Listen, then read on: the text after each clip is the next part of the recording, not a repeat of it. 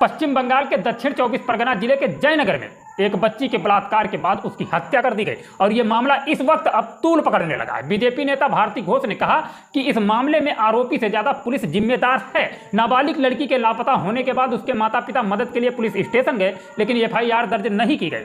Police ने कुछ नहीं किया। इसके बाद लड़की की बलात्कार के बाद हत्या कर दी गई। यदि पुलिस समय रहते लड़की की तलाश करती, उसे बचाया जा सकता था। उस वक्त जब उस लड़की को पुलिस की जरूरत थी, उस वक्त पुलिस भीड़ लगाकर हमारे घर पर खड़ी रही।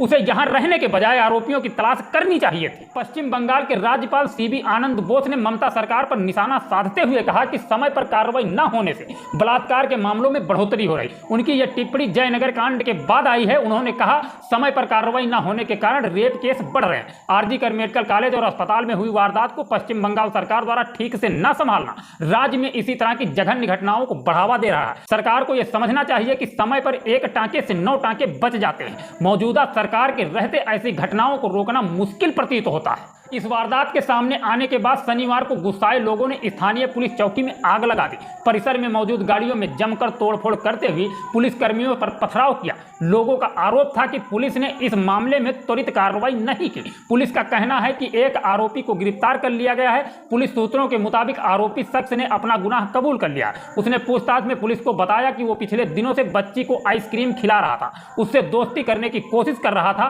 शुक्रवार की शाम उसने बच्ची को अपनी साइकिल पर लिफ्ट दी थी। इसके बाद उसे एक अज्ञात स्थान पर ले गया। वहां बच्ची को अपनी हवस का शिकार बनाने के बाद उसकी गला घोंटकर हत्या कर दी। इसके बाद आरोपी मौके से फरार हो गया। शुक्रवार की रात करीब 8 बजे बच्ची के परिजनों ने उसके अपहरण का मामला दर्ज कराया था। इस मामले में शनिवार करीब 2 बजे पुलिस ने आरोपी को पकड़ लिया। इसके बाद उसे उस स्थान पर ले गए जहां उसने बच्ची की हत्या करने के बाद शव छोड़ा था। एक वरिष्ठ अधिकारी ने बताया कि इस वारदात की वजह से स्थानीय लोगों ने स्थानीय पुलिस चौकी में आग लगा दी, वहां खड़ी गाड़ियों में तोड़फोड़ कर दी। इस वजह से पुलिस कर्मियों को परिसर छोड़ने के लिए मजबूर होना पड़ा। सूचना मिलते ही इलाके में भारी संख्या में पुलिस बल भेजा गया। भीड़ को शांत करने के लिए आंसू गैस के गोले दागे गए, जो एसडीपीओ और अन्य वरिष्ठ अफसरों को मौके पर ही रोकने की कोशिश कर रही थी। एक स्थानीय व्यक्ति ने दावा किया, लड़की के परिवार के सदस्यों ने क्षेत्र के महिषमारी चौकी में एक प्राथमिकी दर्ज कराई, लेकिन पुलिस ने शिकायत पर तुरंत कार्रवाई नहीं की। पुलिस ने वैसी ही प्रतिक्रिया दी जैसे उन्होंने आरजीकर अस्पताल में एक महिला डॉक्टर का शव मिलने के बाद किया था।